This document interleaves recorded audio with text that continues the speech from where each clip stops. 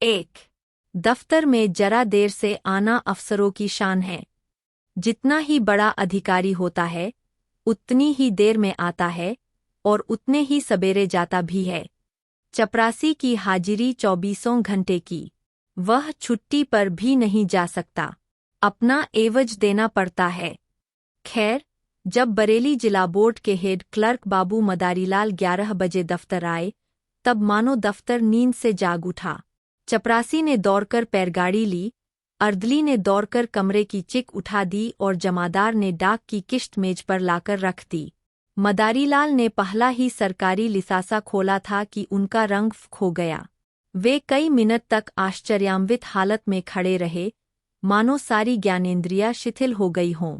उन पर बड़े बड़े आघात हो चुके थे, पर इतने बदहवास वे कभी न हुए थे। बात यह थी कि बोर्ड के सेक्रेटरी की जो जगह 1 महीने से खाली थी, सरकार ने सुबोधचंद्र को वह जगह दी थी और सुबोधचंद्र वह व्यक्ति था जिसके नाम ही से मदारीलाल को घृणा थी।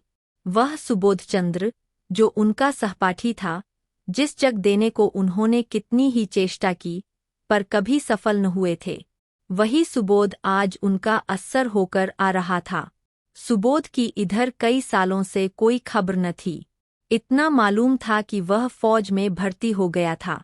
मदारीलाल ने समझा था वही मर गया होगा, पर आज वह मानो जी उठा और सेक्रेटरी होकर आ रहा था। मदारीलाल को उसकी मातहती में काम करना पड़ेगा। इस अपमान से तो मर जाना कहीं अच्छा था। सुबोध को स्कूल और कॉलेज की सारी बातें अवश्य ही याद होंगी। मदारीलाल ने उसे कॉलेज से निकलवा देने के लिए कई बार मंत्र चलाए, झूठे आरोप किए, बदनाम किया। क्या सुबोध सब कुछ भूल गया होगा? नहीं, कभी नहीं। वह आते ही पुरानी कसर निकालेगा। मदारी बाबू को अपनी प्राणरक्षा का कोई उपाय न सूझता था। मदारी और सुबोध के ग्रहों में ही विरोध था। दोनों एक ही दिन, एक ही शाला में भर्ती हुए थे और पहले ही दिन से दिल में ईर्ष्या और द्वेष की वह चिंगारी पड़ गई, जो आज 20 वर्ष बीतने पर भी न बुझी थी। सुबोध का अपराध यही था कि वह मदारीलाल से हर एक बात में बड़ा हुआ था। डील डौल, रंगरूप, रीति व्यवहार, विद्याबुद्धि ये सारे मैदान उसके हाथ थे। मदारीलाल ने उसका यह अपराध कभी क्षमा नहीं किया। सुबोध 20 वर्ष तक निरंतर उनके हृदय का कांटा बना रहा। जब सुबोध डिग्री लेकर अपने घर चला गया और मदारी फेल होकर इस दफ्तर में नौकर हो गए, तब उनका चित्त शांत हुआ। किंतु जब यह मालूम हुआ कि सुबोध बसरे जा रहा है, तब तो मदारीलाल का चेहरा खिल उठा। उनके दिल से वह पुरानी फांस निकल गई। पर हाँ, हतभाग्य, आज वह पुराना नासूर शतगुन टीस और जलन के साथ खुल गया। आज उनकी किस्मत सुबोध के हाथ में थी। ईश्वर इतना अन्यायी है, विधि इतना कठोर। जब जरा चित्त शांत हुआ, तब मदारी ने दफ्तर के क्लर्कों को सरकारी हुक्म सुनाते हुए कहा, अब आप लोग जरा हाथ पांव संभाल कर रहिएगा। सुबोधचंद्र वे आदमी नहीं है जो भूलों को क्षमा कर दें। एक क्लर्क ने पूछा, क्या बहुत सख्त है? मदारीलाल ने मुस्कुराकर कहा, वह तो आप लोगों को 2-4 दिन ही में मालूम हो जाएगा। मैं अपने मुंह से किसी की क्यों शिकायत करूं? बस चेतावनी दे दी कि जरा हाथ पांव संभाल कर रहिएगा। आदमी योग्य है, पर बड़ा ही क्रोधी, बड़ा दंभी।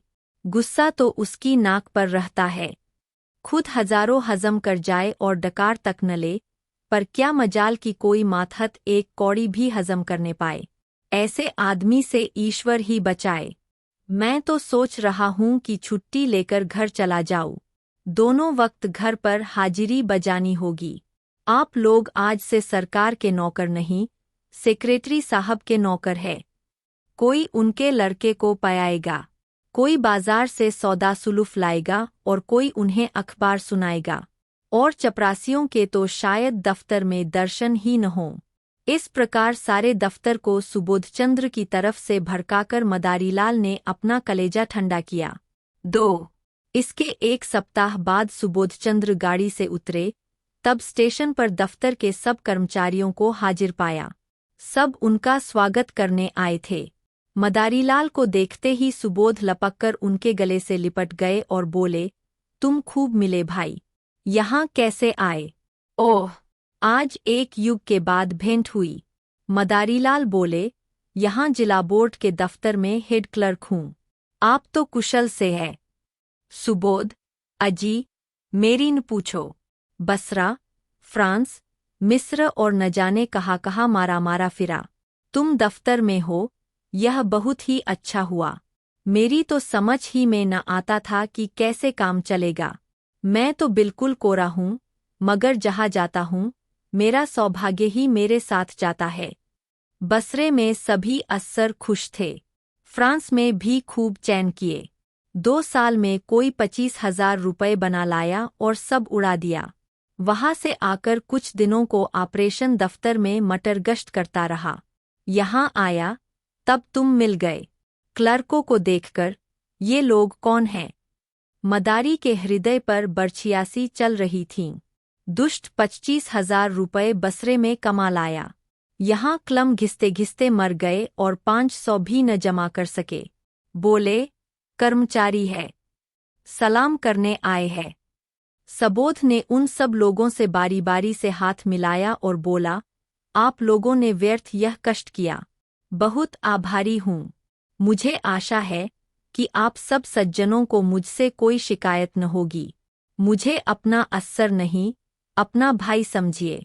आप सब लोग मिलकर इस तरह काम कीजिए कि बोर्ड की नेकनामी हो और मैं भी सुरखरू रहूं।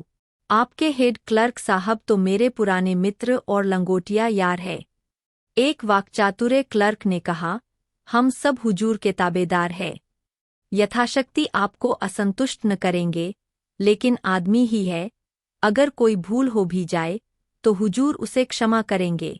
सुबोध ने नम्रता से कहा, यही मेरा सिद्धांत है और हमेशा से यही सिद्धांत रहा है। जहाँ रहा, मातहतों से मित्रों का सा बर्ताव किया। हम और आज दोनों ही किसी तीसरे के गुलाम हैं। फिर रौब कैसा और अस्सरी कैसी? हाँ, हमें नेकनीयत के साथ अपना कर्तव्य पालन करना चाहिए।